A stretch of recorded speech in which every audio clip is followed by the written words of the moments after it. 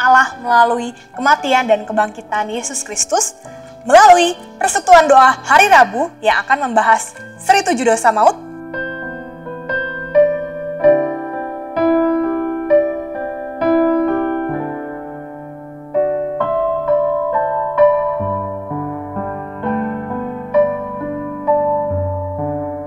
dan ibadah minggu.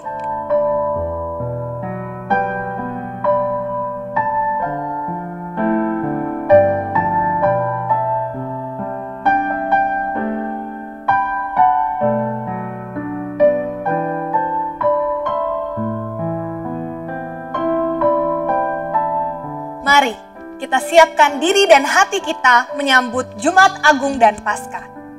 Selamat menjalani masa Prapaskah kepada seluruh jemaat GKI Gading Serpong. Tuhan Yesus menyertai dan memberkati kita semua. Amin.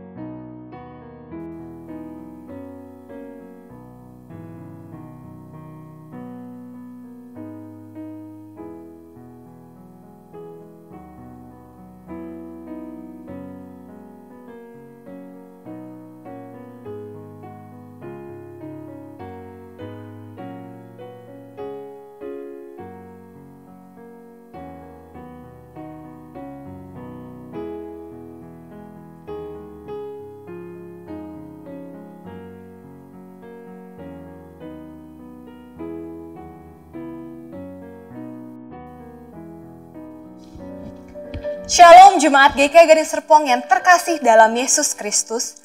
Karena begitu besar kasih Allah akan dunia ini, sehingga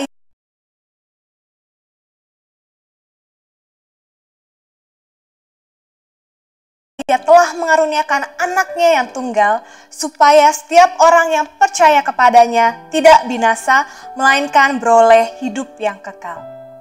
Puji syukur kepada Allah, sebentar lagi kita akan memasuki masa prapaskah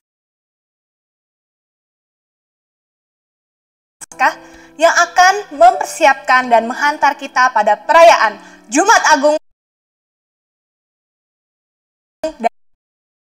dan Paskah. Masa prapaskah pada tahun 2021 ini akan dimulai pada tanggal 17 Februari. Serangkaian acara sudah dipersiapkan agar kita mendalami arti karya keselamatan Allah melalui kematian dan kebangkitan Yesus Kristus, melalui persekutuan doa hari Rabu yang akan membahas seri 7 dosa maut,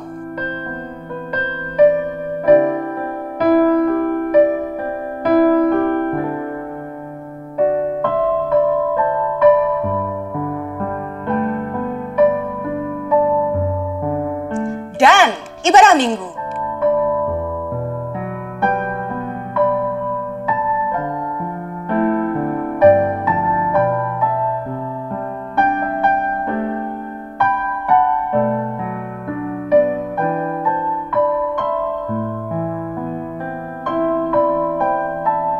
Mari kita siapkan diri dan hati kita menyambut Jumat Agung dan Paskah. Selamat menjalani masa prapaskah kepada seluruh jemaat GKI Gading Serpong. Tuhan Yesus menyertai dan memberkati kita semua. Amin.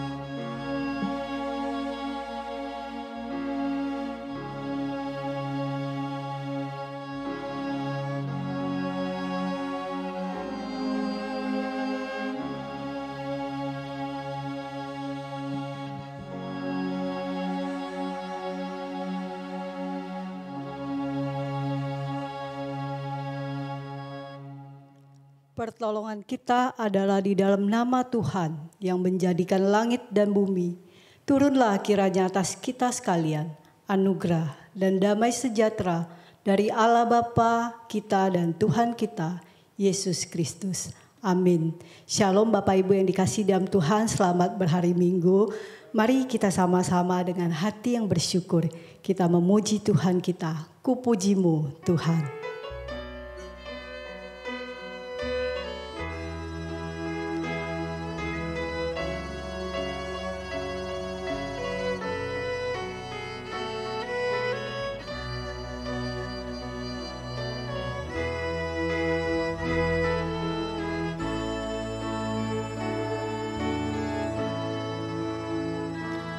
Ku bersyukur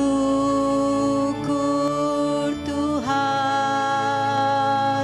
oh ku puji nama-Mu di antara semua bangsa di bumi.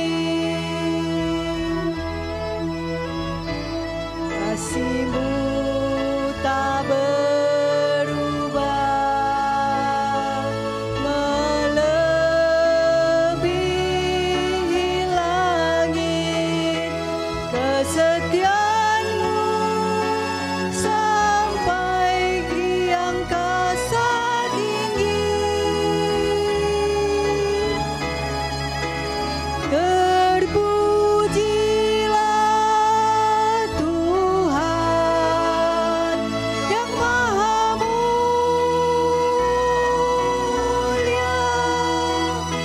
Muliaan-Mu di tempat maha tinggi.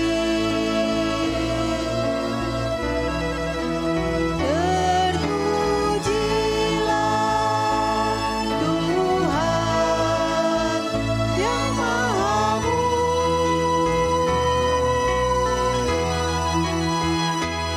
Mulia-Mu di tempat maha tinggi. Terpujilah Tuhan. Terpujilah Tuhan yang Maha Mulia. Muliaan-Mu di tempat maha tinggi. Terpujilah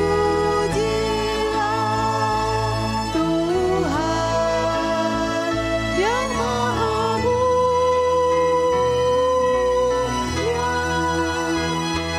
Muliaan-Mu di tempat maha tinggi.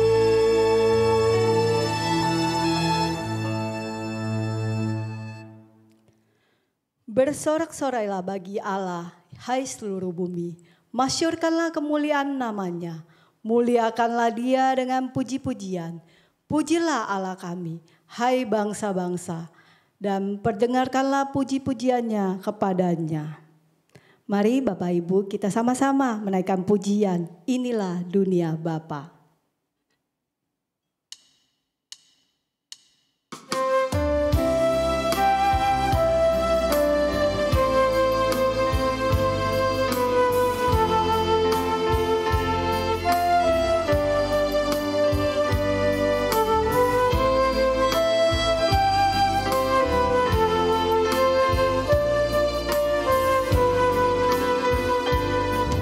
Ini dunia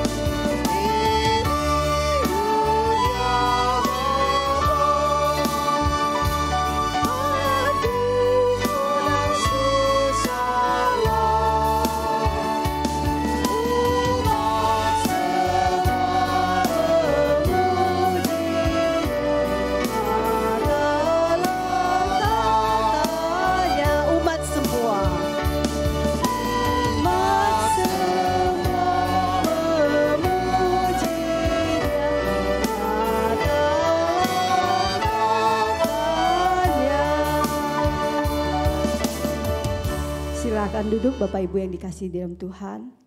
Mari kita sama-sama juga membaca Alkitab pertanggapan. Diambil dari Kejadian 11 ayat 1 sampai 9. Kita membacakan cara bertanggapan ya. Dimulai dari saya dulu. Adapun seluruh bumi satu bahasanya dan satu logatnya. Maka berangkatlah mereka ke sebelah timur dan menjumpai tanah datar di tanah Sinea, lalu letaklah mereka di sana. Mereka berkata seorang kepada yang lain, marilah kita membuat batu bata dan membakarnya baik-baik. Lalu bata itulah dipakai mereka sebagai batu dan tergala-gala sebagai tanah liat. Juga kata mereka, marilah kita dirikan bagi kita sebuah kota dengan sebuah menara yang puncaknya sampai ke langit. Dan marilah kita cari nama supaya kita jangan terserak seluruh bumi. Lalu turunlah Tuhan untuk melihat kota dan menara yang didirikan oleh anak-anak manusia itu. Dan ia berfirman, mereka ini satu bangsa dengan satu bahasa untuk semuanya. Ini barulah permulaan usaha mereka.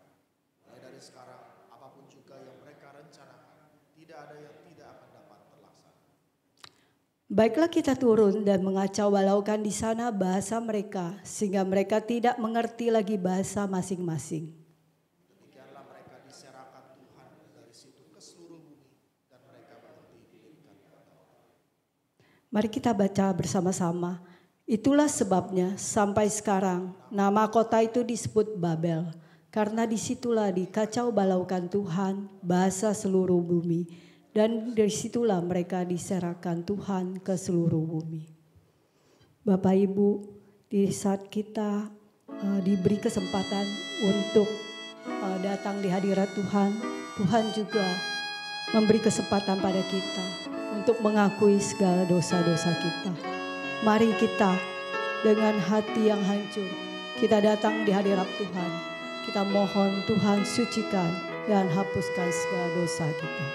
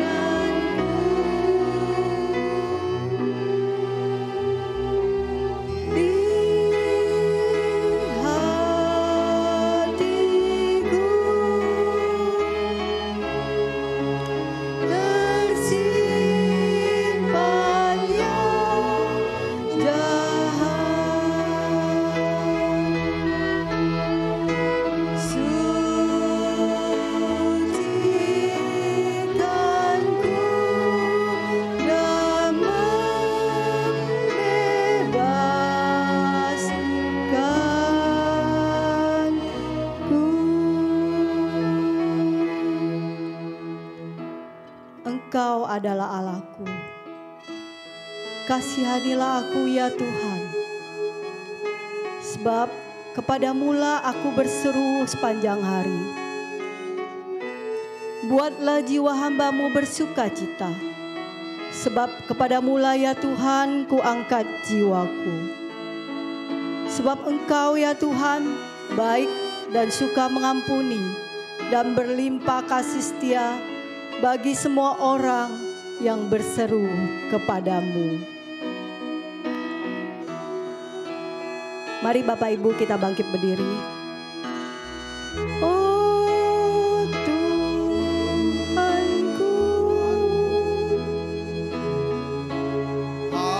hapuslah dosaku.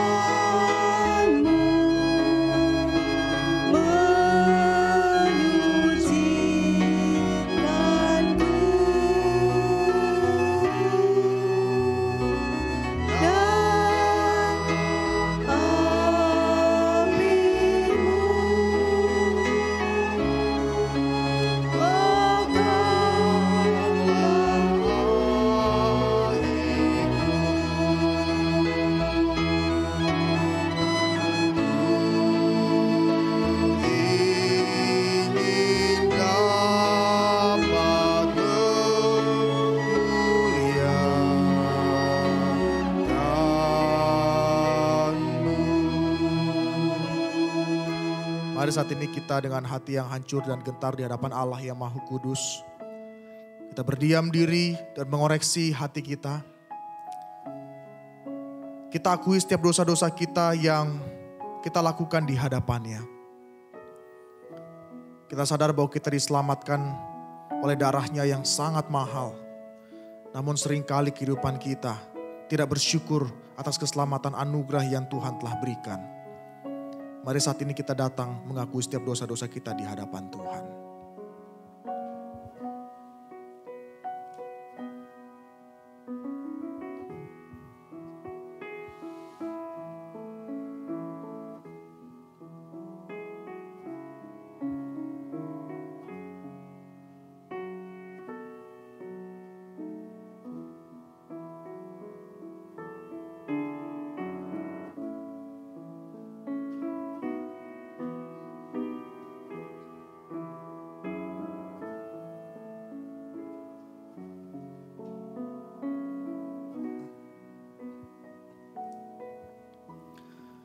Engkau telah mendengar ya Tuhan, seruan minta ampun dari setiap kami.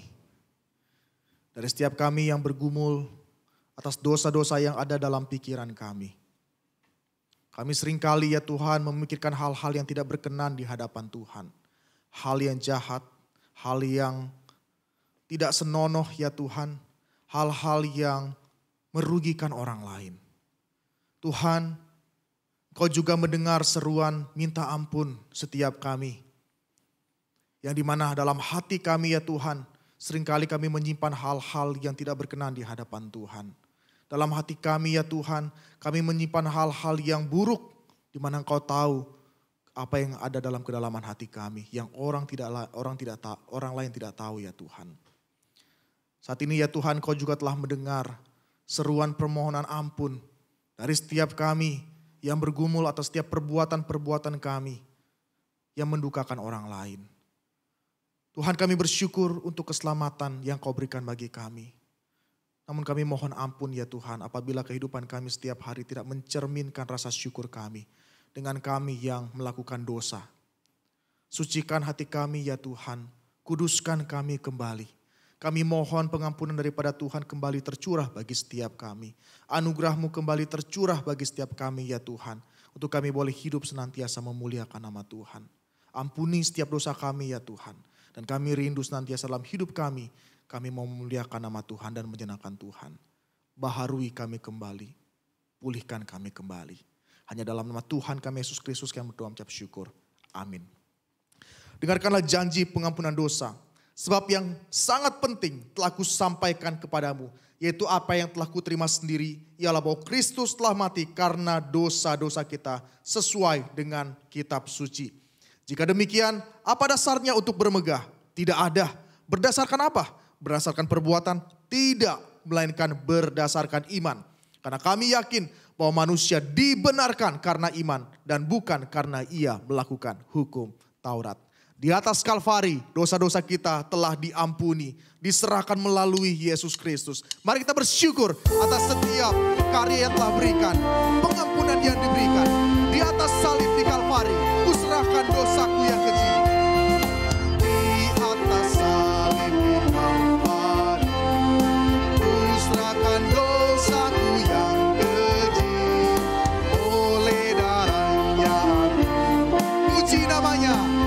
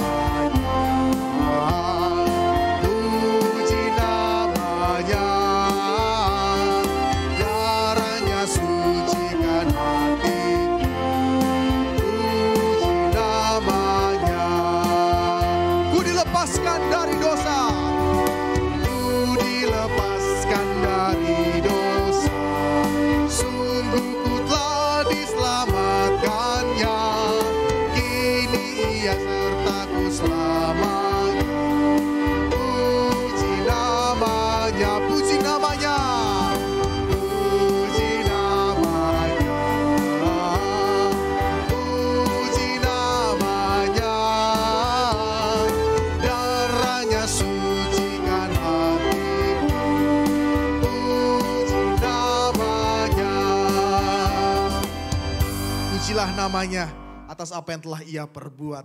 Dan dengarkanlah petunjuk hidup baru. Janganlah engkau menganggap dirimu sendiri bijak. Takutlah akan Tuhan dan jauhilah kejahatan. Maka engkau akan berjalan di jalanmu dengan aman dan kakimu tidak akan terantuk. Mari bersama dengan gereja di segala abad, di segala tempat, kita bersama-sama mengikrarkan pengakuan iman rasuli yang berbunyi demikian.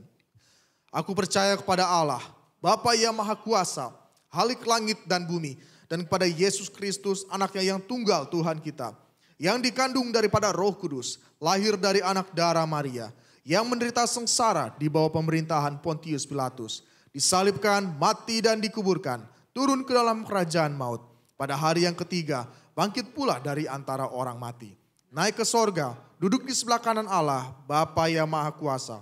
Dan dari sana ia akan datang untuk menghakimi orang yang hidup dan yang mati. Aku percaya kepada Roh Kudus, gereja yang kudus dan am, persekutuan orang kudus, pengampunan dosa, kebangkitan tubuh dan hidup yang kekal. Amin. Silakan duduk kembali Bapak Ibu sekalian.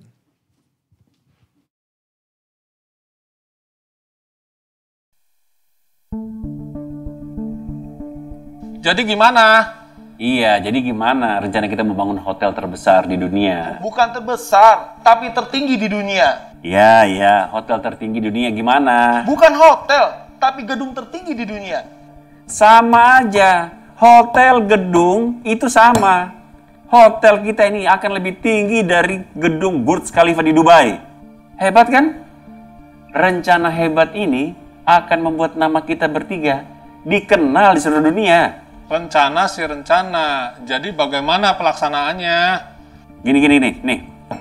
Satu orang mau keluar duit, putusin aja. Saya mau gedung itu pakai nama saya. Jadi kompensasinya saya akan keluar duit lebih besar.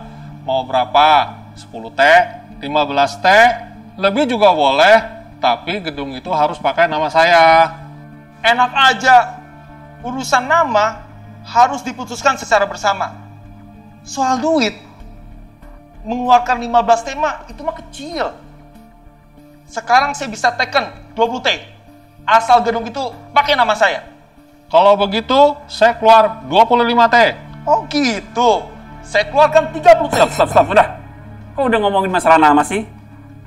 Pertama-tama itu putuskan dulu lokasinya mau dibangun di mana. Terus kalau memang ini jadi gedung tertinggi di dunia, mau dibikin berapa tinggi itu gedung? Pikirkan berapa tinggi gedungnya, berapa meter? Saya punya tanah 15 hektar di Bali, lokasinya bagus dan strategis. Jadi, bangun di tanah saya saja. Enak aja, saya punya tanah 30 hektar di Kalimantan. Di situ saja dibangunnya. Lagian, ibu kota negara mau pindahkan ke Kalimantan? Buat apa bangun di Kalimantan? Orang semua taunya Bali, bukan Kalimantan. Hello! Tapi kan orang seluruh dunia bakal tahu Kalimantan. Karena ibu kota Indonesia pindah ke Kalimantan. Prospek di sana bagus kan? Gak setuju. Bangunnya di Bali. Kalimantan. Saya bilang di Bali. Enak saja, saya bilang di Kalimantan. Stop. Soal lokasi ini, kita bicarakan nanti aja dah. Kita putuskan dulu mau bikin berapa meter tingginya gedung kita nanti. Gedung tertinggi sekarang ini di Burj Khalifa Dubai itu 830 meter. Jadi kita harus bangun lebih dari 830 meter. Kita bangun saja 888 meter. 888. Bagus kan angkanya? Kalau cuma selisih 58 meter mah tanggung. Kita buat 999 meter. 999. Bagi orang Chinese, angka 8 itu bagus. Artinya kemakmuran dan kesuksesan. Alah, angka tunggal tertinggi itu berapa? 9 kan? Itu juga bagus. Pas lagi. Angka tunggal tertinggi, gedung tertinggi. Saya sudah nanya orang pinter langganan saya. Bahwa angka yang paling bagus untuk gedung kita adalah 888 meter. Jangan dibantah. Alah, itu pintar menurut kamu. Menurut saya, enggak. 999 meter. Bongkos. 888 meter. 999 meter. 999. Stop. Jadi nggak sih kita buat hotel tertinggi di dunia ini? yang bisa membuat nama kita bertiga jadi terkenal? Kalau dari tadi ribut mulu, kapan kita bisa sepakat? Bukan hotel, tapi gedung tertinggi di dunia. Sama aja, hotel gedung sama. Jadi dong, dibangunnya di Bali. Pakai nama saya dan tingginya 888 meter. Nah, enak saja. Di Kalimantan 999 meter. Tinjau dulu lokasi di Bali punya semua. Apa busit? Pandang lu dari mana? Udah. Nggak bisa. Itu punya tanah 30 hektar. Udah. Kita harus bangun di sana, nggak bisa.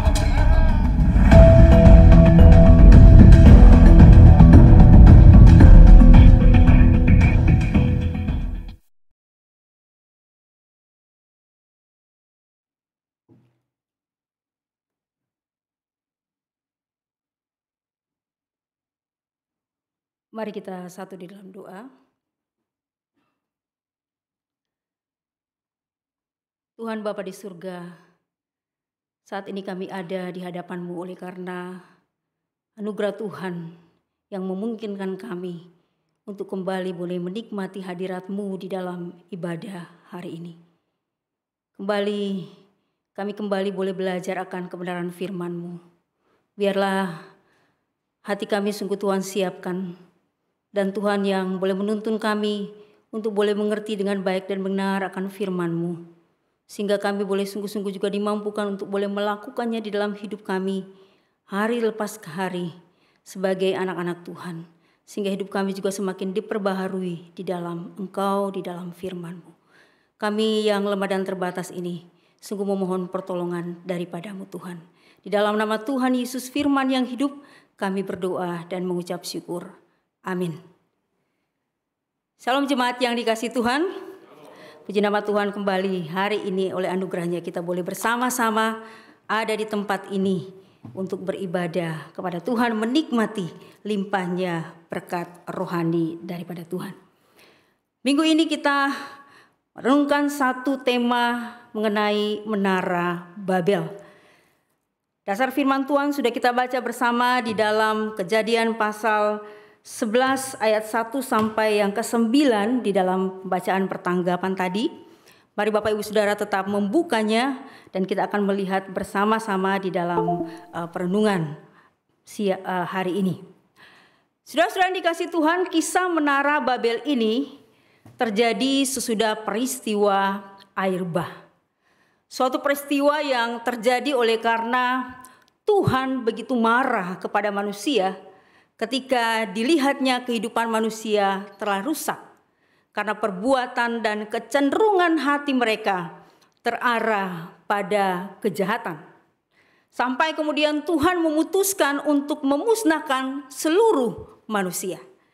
Di dalam Kejadian 6 ayat 5 dan 7 dikatakan, ketika dilihat Tuhan bahwa kejahatan manusia besar di bumi, dan bahwa segala kecenderungan hatinya selalu membuahkan kejahatan semata-mata, maka menyesallah Tuhan bahwa Ia telah menjadikan manusia di bumi dan hal itu memilukan hatinya. Berfirmanlah Tuhan, aku akan menghapuskan manusia yang telah kuciptakan itu dari muka bumi, baik manusia maupun hewan dan binatang-binatang melata dan burung-burung di udara, sebab aku menyesal bahwa aku telah menjadikan mereka. Ini keputusan Tuhan ketika Tuhan melihat manusia ciptaannya semakin jahat di dalam kehidupannya. Hati pikirannya terus terarah kepada kejahatan, sehingga Tuhan memutuskan untuk memusnahkan manusia ciptaannya itu. Tetapi sebelum keputusan itu dilaksanakan, Tuhan melihat ada satu orang yang hidupnya berbeda dengan orang sezamannya. Orang itu adalah Nuh. Dikatakan Nuh adalah seorang yang benar dan tidak bercelah di antara orang sezamannya. Dan Nuh itu hidup bergaul dengan Allah. Dalam Kejadian 6 ayat 9. Meskipun demikian bukan berarti Nuh itu tidak berdosa. Kita tahu bahwa sejak manusia jatuh ke dalam dosa, Adam dan Hawa jatuh ke dalam dosa, maka semua manusia telah berdosa. Di dalam Roma 5 ayat 12 dikatakan, sebab Sebab itu sama seperti dosa telah masuk ke dalam dunia oleh satu orang, dan oleh dosa itu juga maut, demikianlah maut itu telah menjalar kepada semua orang, karena semua orang telah berbuat dosa. Semua orang telah berbuat dosa. Semua orang telah teracuni oleh dosa. Itu berarti termasuk Nuh. Hanya Nuh berusaha untuk hidup menyenangkan hati Tuhan, sehingga Nuh mendapat kasih karunia di mata Tuhan. Di dalam Kejadian 6 ayat 8 dikatakan, Tuhan kemudian memerintahkan Nuh untuk membuat bahtera yang besar, lalu memerintahkan Nuh dan keluarganya, istrinya, 3 orang anaknya, dan 3 orang mantunya, beserta segala jenis binatang, masing-masing 1 pasang, untuk masuk ke dalam bahtera itu. Kemudian Tuhan mendatangkan air bah selama 40 hari, 40 malam. Dan akhirnya manusia berdosa itu binasa. Setelah air bah surut, Nuh dan seluruh keluarganya keluar dari bahtera itu, kemudian Tuhan memberikan perintah kepada Nuh. Di dalam Kejadian 9 ayat 1 Tuhan berkata, lalu Allah memberkati Nuh dan anak-anaknya serta berfirman kepada mereka, beranak cuculah dan bertambah banyaklah serta penuhilah bumi. Ini adalah perintah yang sama yang disampaikan oleh Tuhan kepada Adam dan Hawa di dalam Kejadian 1 ayat 28 ketika pertama kali Tuhan menciptakan manusia. Allah memberkati mereka, lalu Allah berfirman kepada mereka, beranak cuculah dan bertambah banyak, penuhilah bumi dan taklukkanlah itu. Berkuasalah atas ikan-ikan di laut dan burung-burung di udara dan atas segala binatang yang merayap di bumi. Ini satu rencana besar Allah. Manusia, Nuh dan keturunannya kemudian mulai menjalani kehidupannya. Mereka beranak cucu dan semakin bertambah banyak. Cerita berlanjut sampai pada kisah Menara Babel. Kejadian 11 ini dimulai dengan kalimat, adapun seluruh bumi 1 bahasanya dan 1 logatnya. Adapun seluruh bumi 1 bahasanya dan 1 logatnya. Hal ini menunjukkan bahwa manusia pada waktu itu merupakan satu keluarga besar, memiliki 1 bahasa, memiliki 1 logat, jadi ada kesatuan di dalam kehidupan mereka. Dikatakan mereka berangkat ke sebelah timur dan menjumpai tanah datar di tanah Sinear, lalu menetaplah mereka di sana. Saudara-saudara dikasih Tuhan, sampai di sini itu semua berjalan dengan baik setelah peristiwa air bah. Tapi kita melihat kemudian di ayat 3 dan 4. Mereka berkata seorang kepada yang lain, marilah kita membuat batu-batu dan membakarnya baik-baik. Lalu bata itu dipakai mereka sebagai batu dan tergala-gala sebagai tanah liat.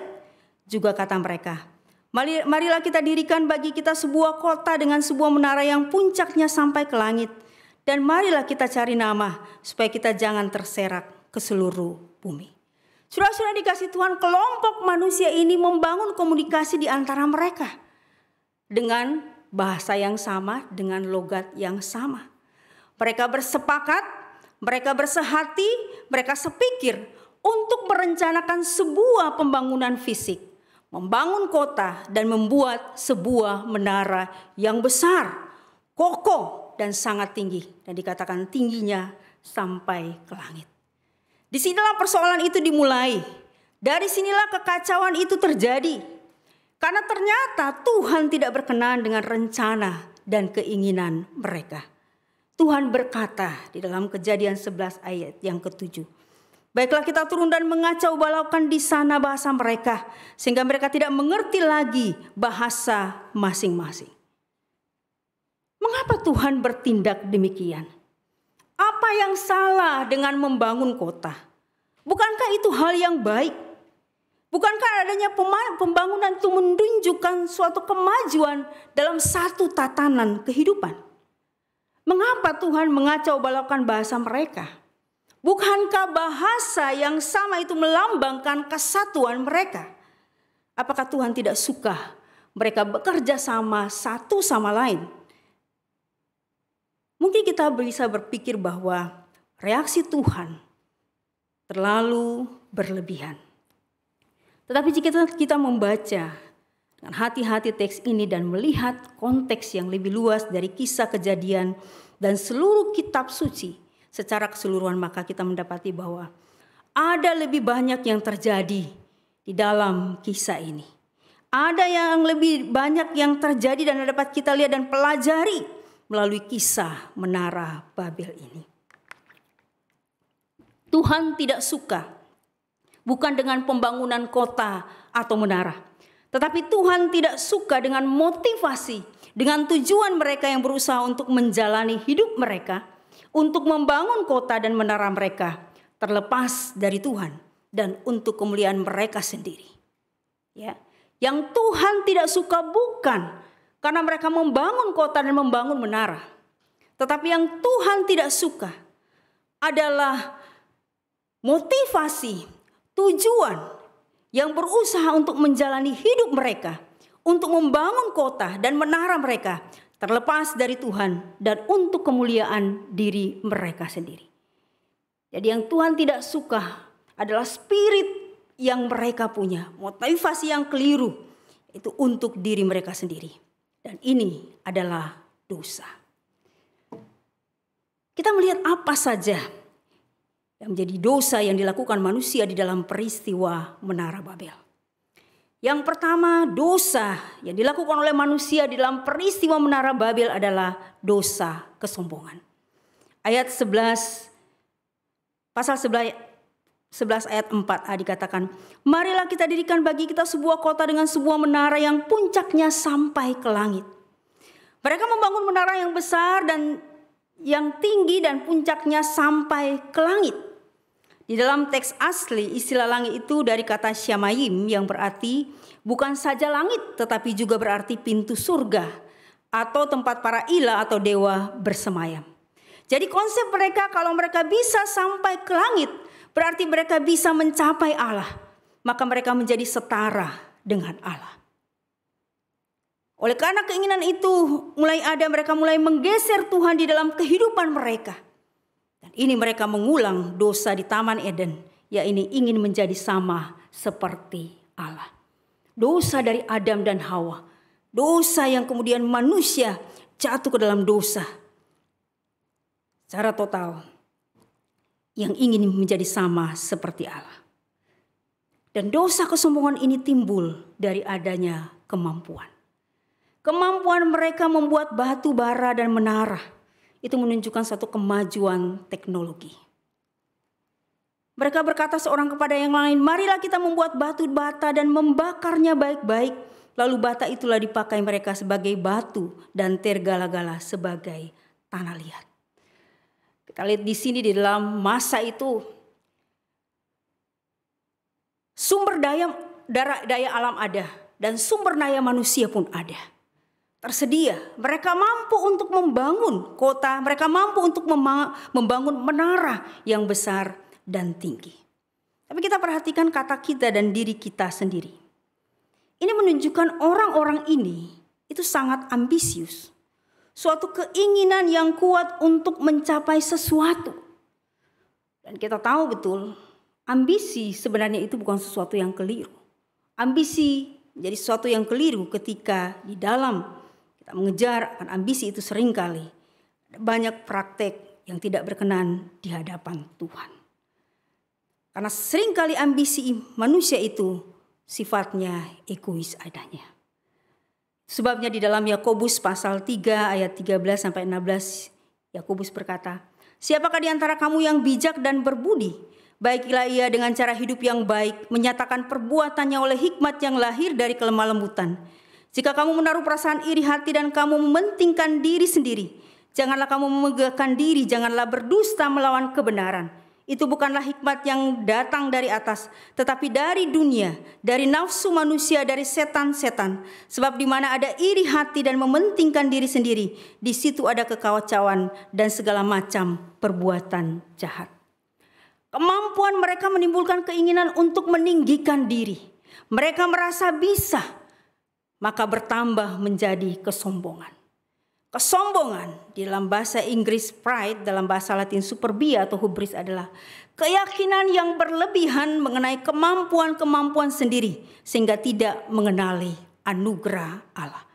Kesombongan itu berpusat pada diri sendiri dan selalu mempromosikan diri sendiri.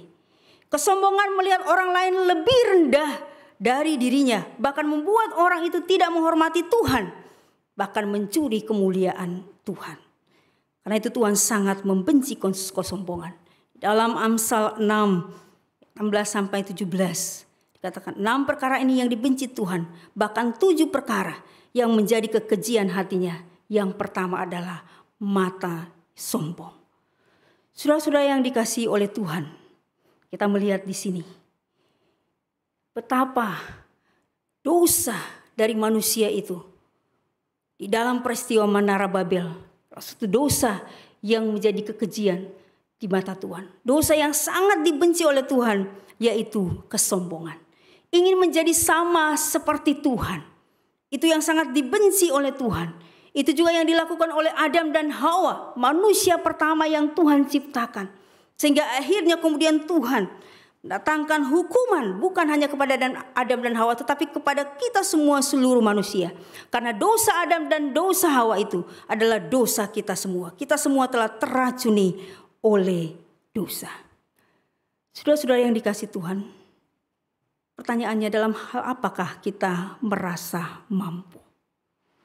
Apakah kita merasa mampu dengan prestasi akademik kita? Apakah kita menyadari bahwa kemampuan kita itu begitu banyak? Kita mampu di dalam berbicara, di dalam berkata-kata. Kita mampu di dalam keberadaan kita. Kita memiliki kedudukan yang baik, posisi yang baik. Ya, kita memiliki penampilan fisik yang baik. Kita punya harta kekayaan. Seperti ketiga bapak-bapak tadi di dalam video, luar biasa mereka mempunyai tanah yang begitu banyak ya, luas. Berapa hektar? Berapa hektar? Dipindahin ke Gading Serpong aja ya, supaya kita bisa buat gereja di sini ya. Punya uang yang begitu banyak, triliun ya. Pak Tony bisa kasih 20 triliun, Pak Udi 25 triliun, luar biasa. Itu bisa membangun gedung berapa itu ya. Luar biasa. Apa yang kita rasa bahwa kita memiliki kemampuan di dalam kehidupan kita? Apakah harta, prestasi, kedudukan, jabatan, penampilan fisik, ataupun juga kemampuan kita di dalam melayani, kemampuan kita memimpin pujian, memainkan musik, berkhotbah, memberitakan Injil dan sebagainya. Saudara-saudara, firman Tuhan mengingatkan kepada kita bahwa kita perlu berhati-hati. Kita perlu berhati-hati terhadap semua kemampuan kita.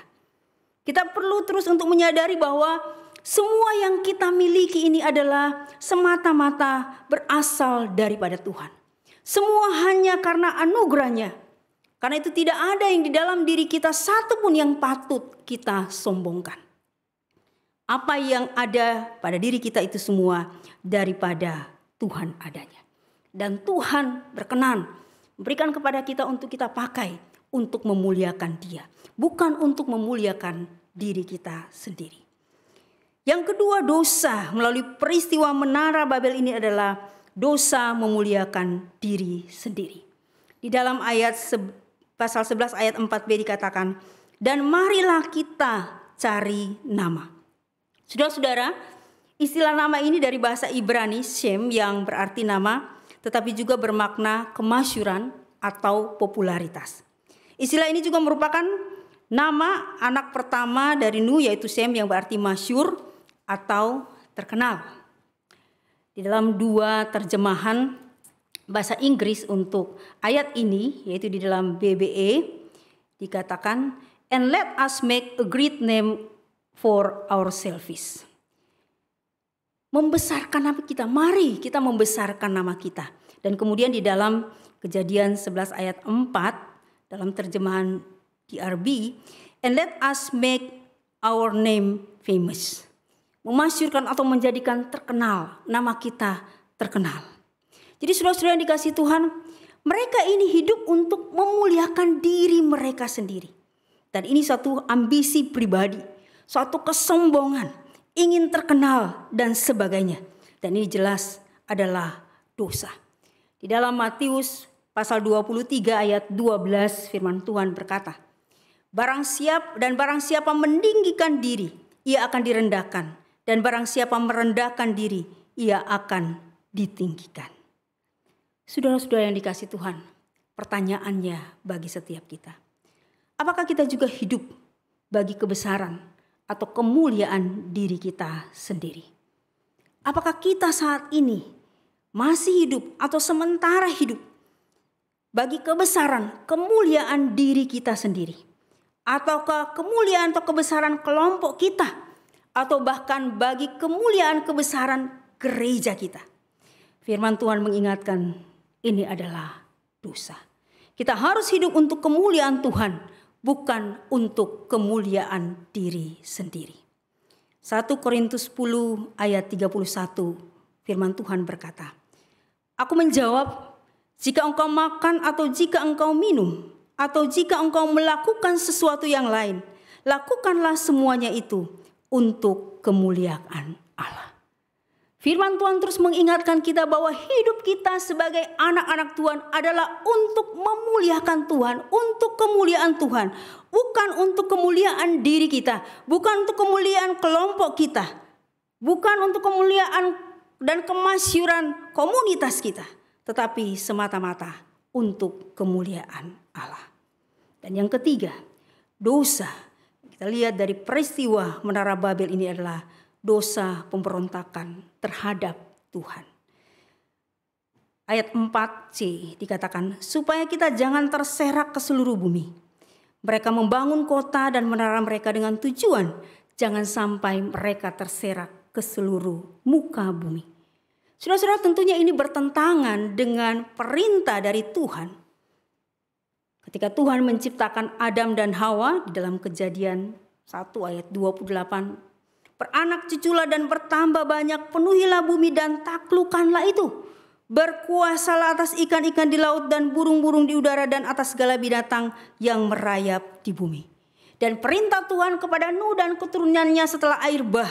Lalu Allah memberkati Nuh dan anak-anaknya serta berfirman kepada mereka, beranak cuculah, bertambah banyaklah, serta penuhilah bumi. Artinya mereka, kalau kita melihat dalam hal ini, mereka memberontak melawan Tuhan saat mereka berusaha untuk membuat agar supaya mereka tidak terserak ke seluruh bumi, membangun kota, membangun menara, ya, sombongan mereka untuk memuliakan diri dan supaya mereka tetap bersatu adanya. Saudara-saudara, di dalam Kejadian 11 ayat 1 sampai 9 ini jelas terlihat bahwa semua orang-orang itu mempunyai keinginan untuk berdosa. Ketika rencana ini dicetuskan di dalam ayat yang 2, 3 dan 4, tidak ada catatan di sana bahwa dikatakan ada yang menentang usul itu. Tidak ada yang menegur orang-orang yang merencanakan rencana berdosa ini. Tidak ada satupun. Berarti semua setuju, sepakat, sehati, sepikir untuk melakukannya. Dan ini menunjukkan kepada kita kesatuan umat manusia di dalam dosa. Ini menunjukkan kepada kita bahwa semua manusia memang ada di bawah kuasa dosa. Dan di dalam peristiwa Menara Babel, mereka membangun kekuatan untuk bersama-sama melakukan dosa, memberontak terhadap Tuhan, melawan Tuhan. Dan akhirnya kita melihat apa yang kemudian yang menjadi tindakan Tuhan di dalam keinginan mereka, rencana mereka. Di dalam ayatnya yang ke-9 sampai ayatnya yang ke-10 dikatakan, ayat yang ke-5 sampai ke-9 dikatakan, lalu turunlah Tuhan untuk melihat kota dan menara yang didirikan oleh anak-anak manusia itu. Yang pertama, reaksi Tuhan atas apa yang dilakukan oleh manusia adalah, pertama, Tuhan turun untuk melihat kota dan menara yang sedang dibangun itu. Menara yang dibangun tinggi dengan rencana hingga sampai ke sorga, supaya anak-anak manusia dapat naik dan melihat kemuliaannya, justru disikapi Allah dengan cara turun melihat mereka. Ini satu hal yang menarik untuk direnungkan, bahwa tidak ada yang dapat menjumpai kemuliaan, kekudusan, dan kemahaan Allah. Siapapun di kolong langit ini tidak akan mampu untuk melakukannya. Justru kita melihat Allah sendiri yang turun menjumpai kefanaan, kerendahan, kenajisan manusia. Jika Tuhan tidak pernah turun, maka manusia tidak bisa menjumpai Allah. Manusia pasti binasa. Tetapi inilah Tuhanlah Allah yang justru menjumpai manusia. Kita akan mengingat hal ini dalam peristiwa ketika Tuhan dalam diri Tuhan Yesus Kristus datang di tengah-tengah dunia untuk datang menjumpai kita manusia berdosa, untuk kembali memulihkan satu relasi yang telah rusak karena dosa manusia dan memberikan satu jaminan hidup kekal bagi kita manusia. Hal yang kedua yang menjadi tindakan Tuhan di dalam peristiwa Menara Babel, dia menggagalkan pembangunan Menara Babel dengan mengacau balaukan bahasa mereka. Mengacau balaukan keseragaman yang mereka punya, yang menjadi kebanggaan mereka. Kesatuan bahasa dan logat sebagai anugerah Allah itu ternyata disalahgunakan untuk memberontak kepada Tuhan. Maka Tuhan pun membuat keseragaman itu menjadi keberagaman. Keharmonisan itu menjadi disharmonis, menjadi kacau balau. Modal utama yang mereka pakai untuk menyaingi Allah justru sirna dan hilang lenyap, menjadi kekacau balauan dan kehancuran. Dan tindakan Tuhan yang ketiga dalam menggagalkan pembangunan Menara Babel ini adalah Tuhan menyerahkan mereka ke seluruh bumi. Saudara-saudara, kita lihat di sini. Maksud hati manusia itu untuk hidup dan tinggal menetap di satu tempat itu sebagai bentuk perlawanan pada rencana Allah yang mula-mula justru gagal. Tuhan membuat mereka terserak di berbagai tempat di bumi. Ini adalah merupakan rencana daripada Tuhan sendiri, rencana rancangan besar Allah bagi dunia dan segala isinya. Rencana penuhilah bumi sebagai tujuan manusia diciptakan Allah itu menjadi tercapai. Kita melihat di sini mereka berpikir bahwa mereka bisa menggagalkan rencana Tuhan, tetapi justru sebaliknya Tuhanlah yang menggagalkan rencana mereka. Saudara-saudara, ini yang kita lihat di dalam peristiwa Menara Babel. Manusia berusaha membangun satu kekuatan untuk memberontak kepada Allah. Melakukan dosa di hadapan Tuhan, melawan Allah. Mau mencari kemuliaan untuk diri sendiri dengan segala kesombongannya. Tetapi Tuhan dengan kuasanya menyatakan kehendaknya. Apa yang sudah dia direncanakan tidak bisa digagalkan oleh manusia. Saudara-saudara yang dikasihi oleh Tuhan, firman Tuhan ini adalah merupakan hal di mana ini menjadi cerminan bagi setiap kita untuk melangkah ke depan di dalam kehidupan kita di tengah-tengah dunia ini sebagai anak-anak Tuhan. Sebagai cerminan untuk bagaimana kita terus bertekad untuk selalu melakukan kebenaran berdasarkan kehendak Allah. Kisah Menara Babel ini hendaknya sungguh-sungguh mendorong kita untuk berhati-hati di dalam membangun kehidupan kita. Bukan membangun kehidupan kita dengan segala kemampuan, dengan segala kebisaan yang kita punya. Tetapi mari kita membangun kehidupan kita sesuai dengan firman Tuhan. Mari kita juga terus setia. Bukan hanya terus belajar firman Tuhan, merenungkan firman Tuhan, tetapi mengingat apa yang menjadi misi kita. Satu tujuan Tuhan bagi setiap kita orang-orang percaya dipanggil keluar untuk memberitakan Injil itu. Kita terus setia memberitakan kabar tentang Yesus Kristus kepada dunia. Melalui pemberitaan kita, melalui kehidupan kita. Ini kiranya yang boleh kita lihat di dalam kisah Menara Babel ini. Satu kisah yang adalah kisah sejarah yang menunjukkan betapa memang manusia itu telah teracuni oleh dosa, telah jatuh secara total di hadapan Allah. Tetapi kembali Allah yang penuh kasih menyatakan rencananya kepada manusia. Dia menghukum, dia memberikan sanksi terhadap pelanggaran manusia. Tetapi dengan kasih kembali dia mengingatkan untuk supaya manusia kembali kepada rencana Allah sendiri. Tadinya Allah berkenan untuk membangun, manusia bisa membangun kerajaannya, tetapi di bawah otoritas Allah. Tetapi manusia melenceng, berupaya membangun kerajaannya di bawah otoritas sendiri, di luar otoritas Tuhan. Tetapi kembali Tuhan menyatakan kuasanya. Dia yang kemudian akhirnya yang harus membangun kerajaannya itu di dalam rencana dan kehendaknya.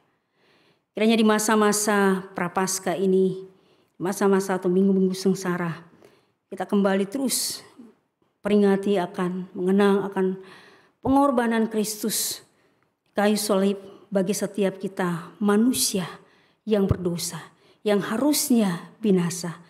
Dan bagaimana kita terus bertekad untuk membangun hidup itu semakin berkenan di hadapan Tuhan. Kita kembali belajar melalui peristiwa Menara Babel ini menjadi cerminan untuk bagaimana kita melangkahkan kehidupan kita ke depan untuk senantiasa terus selalu berada di dalam kehendak-Nya, terus selalu membangun hidup kita berdasarkan kebenaran firman Tuhan. Tuhan berkati kita, mari kita tunduk kepala, kita berdoa.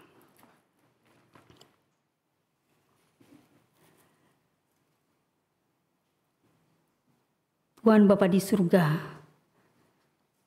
kami sungguh bersyukur kepadamu ya Tuhan. Kasih Tuhan begitu besar bagi kami. Melalui penyataan dirimu secara khusus dalam firman Tuhan. Ini bukti nyata kasih Tuhan yang tidak pernah membiarkan kami meninggalkan kami. Tuhan mau terus untuk mengingatkan kami, untuk menegur kami, mengarahkan kami, menyadari siapakah kami ini sebenarnya di hadapan Tuhan, bahwa hidup kami ini semata-mata anugerah daripada Tuhan saja. Karena itu bagaimana kami belajar untuk sungguh-sungguh hidup hanya sungguh-sungguh seturut dengan kehendak-Mu ya Tuhan, sesuai dengan firman-Mu. Kami sungguh-sungguh boleh melakukan apa yang menjadi kehendak-Mu di dalam kehidupan kami, bukan kehendak diri kami sendiri. Bukan untuk supaya kami mencari nama, untuk memuliakan diri kami. Tetapi kami sungguh-sungguh memuliakan nama Tuhan. Tuhan tolong kami. Kami sadar betapa lemah dan terbatasnya kami.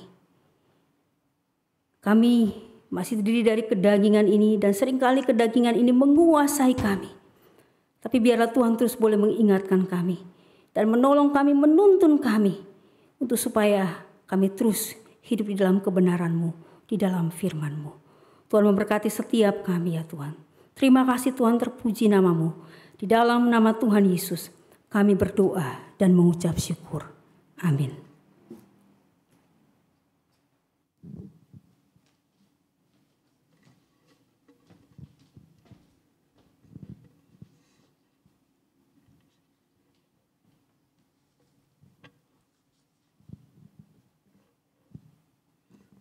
Firman Tuhan hari ini mengingatkan setiap kita bahwa kita adalah manusia berdosa. Kita cenderung untuk melakukan segala dosa yang dibenci Tuhan, melawan kehendak Tuhan.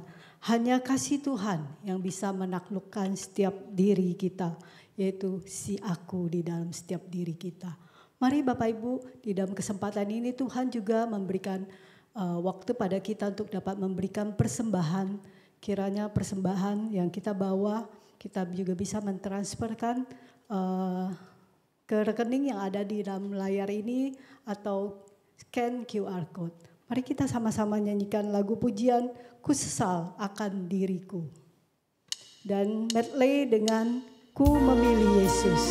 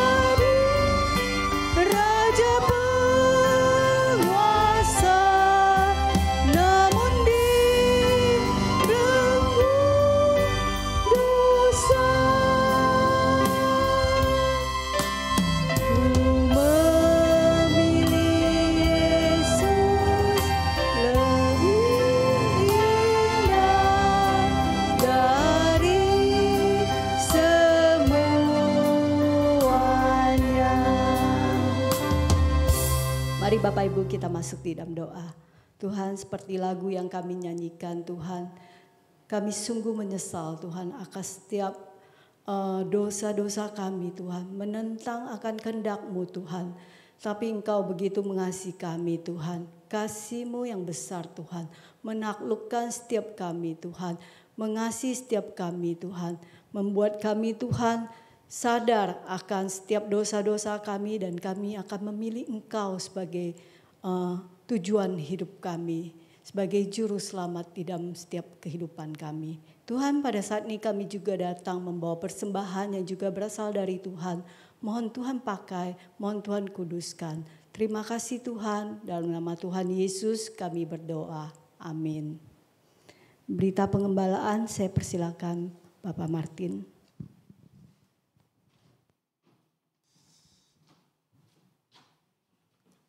Baik, Bapak Ibu jemaat sekalian, Shalom. Kita bersyukur untuk segala hal yang baik yang kita sudah boleh terima di dalam ibadah pada hari ini. Saudara, banyak sekali hal yang perlu untuk kita terus belajar dan renungkan ya di dalam kehidupan iman kita sebagai orang percaya. Hari ini, saudara, begitu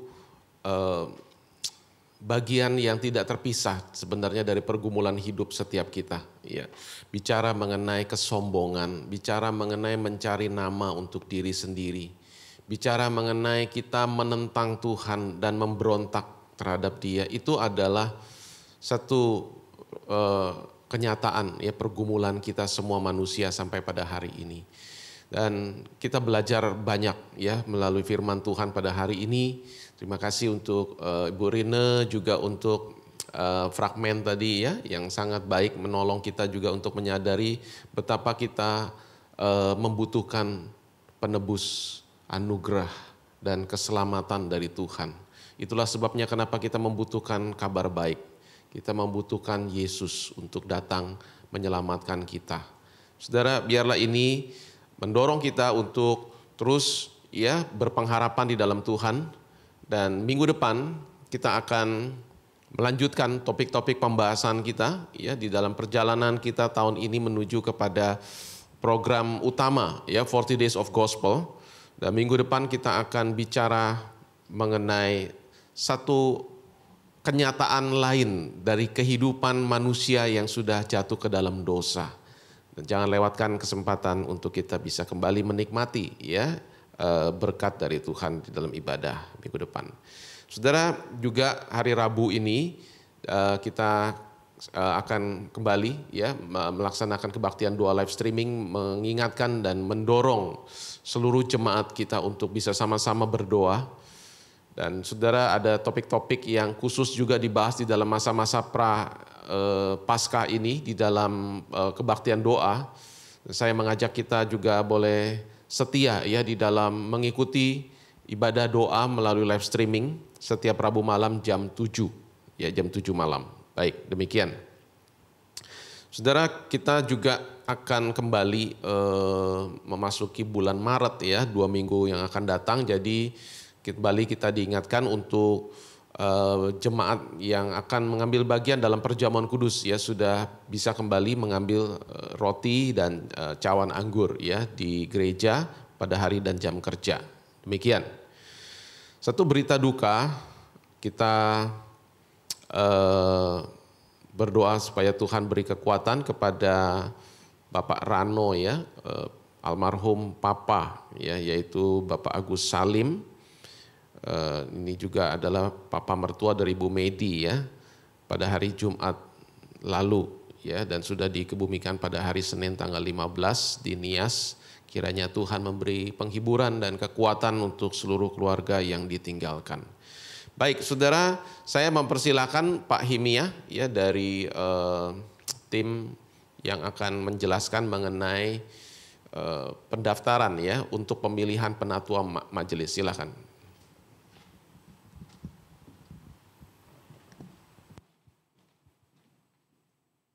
Ya, Shalom Bapak Ibu.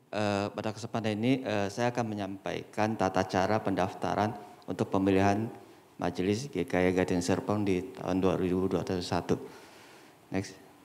Jadi di sini ada 2 cara untuk pendaftarannya, yaitu melalui website, melalui alamat member.gkyegds.org. Nah, pada saat kita masuk ke website tersebut, kita akan lihat tampilannya di sebelah kiri. Kemudian di bagian bawah ada tombol Verify Here. Kita klik di situ dan di sini kita akan diminta untuk masukkan nama, email, dan nomor handphone. Kemudian submit. Next. Nah, setelah itu kita akan mendapatkan SMS notifikasi dari GKY. Di sini ada 4 digit notifikasi dan kita akan masukkan nomor tersebut. Sebagai catatan, jika Bapak Ibu menggunakan provider SmartFriend, maka Bapak Ibu dapat menghubungi tata usaha untuk mendapatkan nomor tersebut. Karena kebetulan dari provider tersebut tidak bisa mengirimkan SMS-nya. Nah, setelah kita lakukan submit, next, akan muncul data-data kita, nama, tanggal lahir, nomor handphone, email, alamat, dan jenis kelamin. Dan juga ada e-card dari kartu anggota. Nah, kemudian di bagian bawah kita akan pilih apakah mau melakukan manual voting atau e-voting melalui web atau mobile aplikasi. Kemudian kita submit, setelah itu selesai. Nah, berikutnya setelah ini kita akan muncul di bawah diperlihatkan cara yang kita pilih. Oke. Nah, berikutnya melalui aplikasi Android. Nah, kebetulan di sini hanya untuk di aplikasi Android, yaitu kita menuju ke Play Store dan kita lakukan search GKY. Nah, kemudian di sini pastikan bahwa ada tulisan GKY dan di bawahnya tulis eduka8.info. Kita melakukan install. Next. Setelah install, yang membedakan dengan cara tadi adalah kita harus memilih GKY yang, yaitu di sini kita pilih GKY Gading Serpong. Nah, klik OK. Nah, pastikan bahwa setelah kita klik OK, tampilannya akan sama dengan website tadi.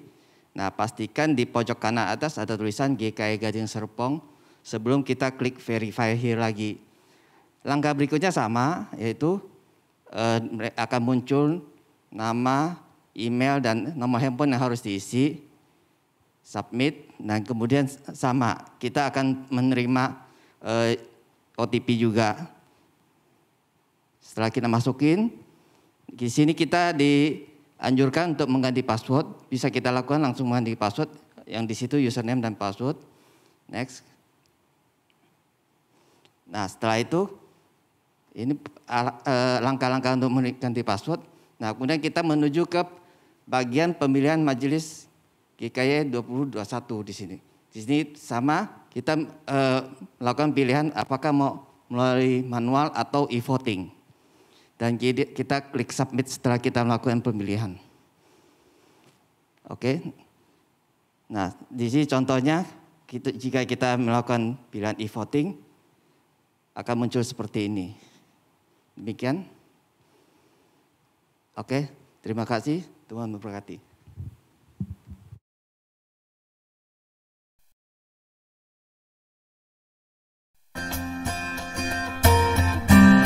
Shalom jemaat sekalian, tak terasa 3 bulan sudah kami Hotline GKY Peduli COVID melayani jemaat.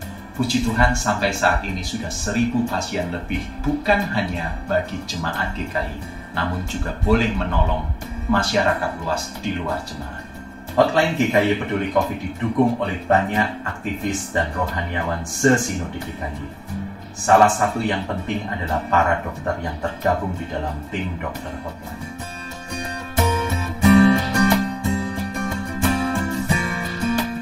Yang pertama, lakukan PCR swab sesegera mungkin. Jika hasil positif, kunjungi puskesmas atau rumah sakit terdekat untuk mendapatkan perawatan. Masalahnya saat ini, fasilitas kesehatan yang ada sangat penuh. Atau opsi kedua, hubungi hotline kami. Manfaatkan fasilitas konsultasi online tak berbayar ini untuk mendapatkan perawatan lebih lanjut. Dokter akan menghubungi saudara dengan nomor pribadinya dan selanjutnya bisa mendampingi Anda selama menjalani perawatan COVID. Jika dokter menyarankan untuk dirawat di rumah sakit, segera hubungi hotline 0819 COVID-19 untuk mendapatkan arahan bagaimana mendapatkan tempat rawat inap di rumah sakit. Kita tahu bahwa gejala penyakit ini sangat bervariasi, mulai dari yang ringan hingga yang berat. Dengan demikian, pengobatannya pun tergantung dari kondisi masing-masing. Tidak selalu kita dapat mencontoh pengobatan yang diberikan dokter kepada orang lain untuk diterapkan pada diri kita sendiri. Hal itu sangat tergantung pada kondisi kita. Bagi jemaat yang sakit, hendaknya dapat berkonsultasi terlebih dahulu kepada dokter mengenai pemeriksaan lanjutan maupun pengobatan yang akan diberikan sesuai dengan kondisinya masing-masing.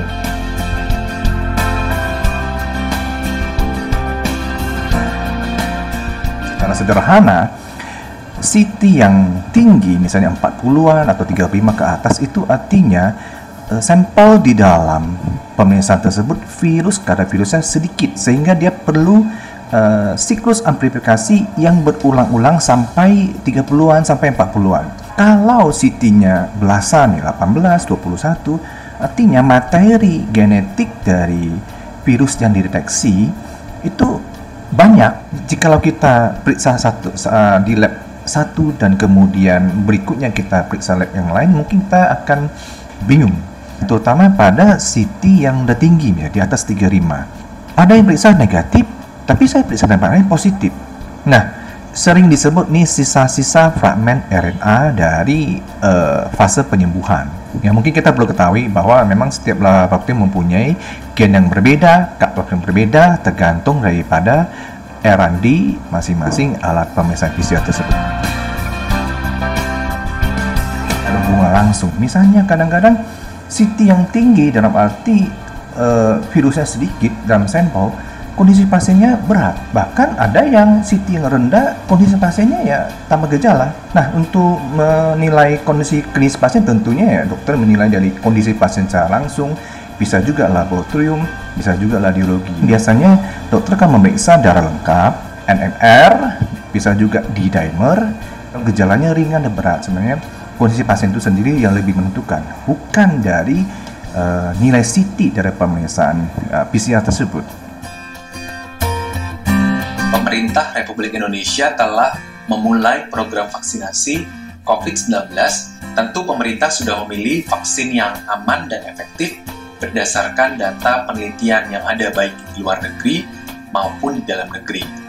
Mereka yang dalam keadaan sehat atau memiliki penyakit penyerta seperti diabetes, hipertensi, sakit jantung, tetapi di dalam keadaan yang terkontrol sesuai dengan rekomendasi dari dokter dan di dalam rentang usia yang sesuai dengan peruntukan vaksin, diharapkan dapat secara aktif mengakses dan mendapat vaksinasi COVID-19 ini. Upaya vaksinasi tidak berarti membuat kita menjadi lengah dengan penerapan protokol kesehatan sesuai dengan yang sudah direkomendasikan pemerintah selama ini. Hotline GKI hadir memberikan pendampingan bukan hanya secara medis tapi juga secara pastoral. Dan saya, Pendeta Franz Lee, bersama dengan tim Rohaniwan siap untuk memberikan pendampingan kepada Bapak Ibu. Kami ingin mendoakan Bapak Ibu dan kami yakin bahwa apapun yang terjadi, ada Tuhan yang lebih dari sekedar sanggup untuk boleh menolong, untuk boleh menguatkan dan menyembuhkan saudara. Jangan ragu menghubungi kami jika ada pertanyaan atau Anda merasa terinfeksi virus COVID. Kami, tim Hotline GKY Peduli COVID, siap melayani. Doakan kami. A joyful heart is good medicine, good medicine. A joyful heart is good medicine. A joyful heart is good.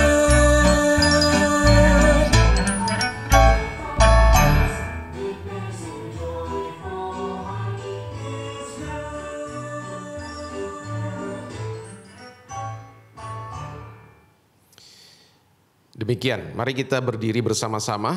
Kita akan masuk dalam doa syafaat. Bapa di surga, terima kasih pada hari ini kami boleh sama-sama kembali beribadah kepada Engkau, Tuhan, pencipta dan penebus hidup kami.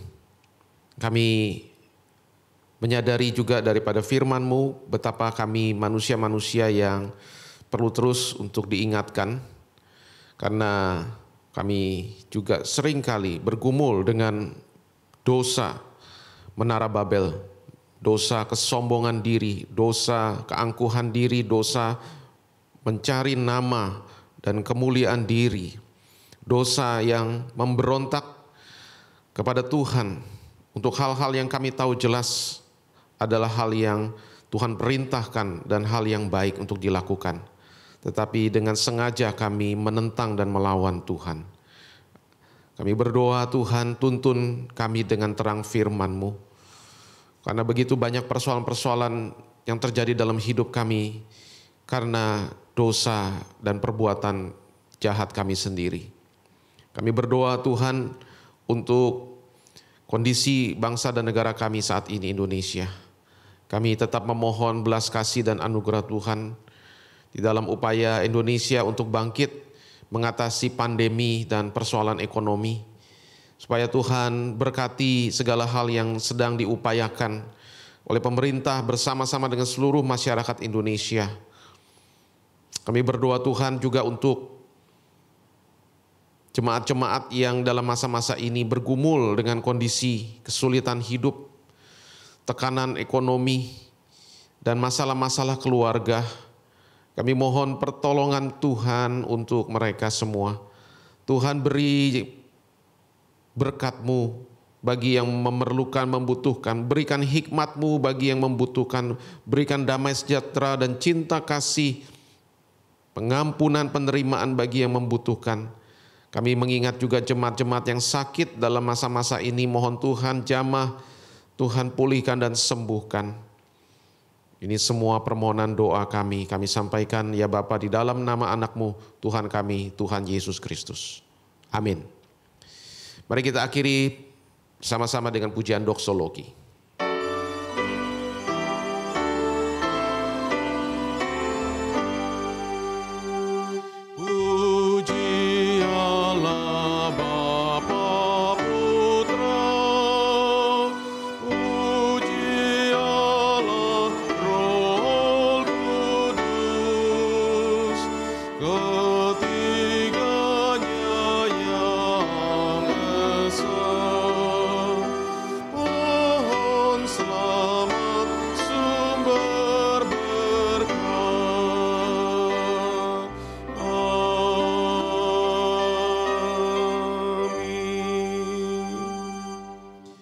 Jemaat yang dikasihi Tuhan, arahkan hatimu kepadanya, pulanglah dan terimalah berkat-Nya. Kiranya anugerah, cinta kasih, segala kebajikan, kemurahan dicurahkan untuk saudara semua dari Allah Tritunggal, Allah Bapa, Allah Anak yaitu Yesus Kristus dan Allah Roh Kudus, mulai saat ini sampai selama-lamanya.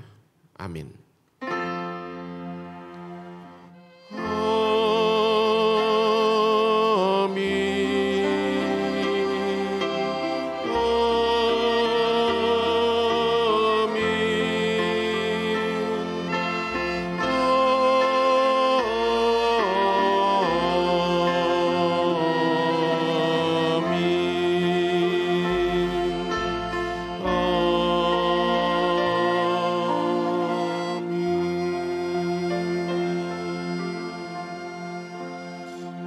Silakan duduk, doa teduh ibadah selesai, Tuhan memberkati.